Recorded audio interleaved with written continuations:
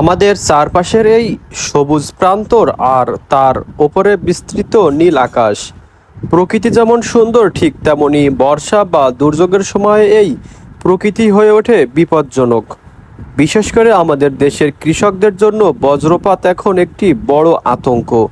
কিন্তু এই আতঙ্ক দূর করতে এবং মাঠের খেটে খাওয়া মানুষের জীবন রক্ষায় এক দারুণ উদ্যোগ নিয়েছে বাংলাদেশ সরকার।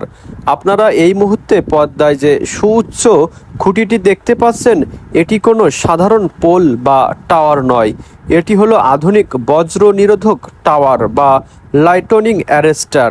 মাঠের মাঝখানে স্থাপিত এই টাওয়ারটির মূল কাজ হলো, যখনই আকাশে তীব্র মেঘের কারণে বজ্রপাতের সৃষ্টি হবে, এটি সেই বজ্রপাতকে নিজের দিকে টেনে নেবে এবং মুহূর্তের মধ্যে কোনো ক্ষতি ছাড়াই সেই শক্তিশালী বিদ্যুৎ তরঙ্গকে মাটির গভীরে নিরাপদে পৌঁছে দেবে।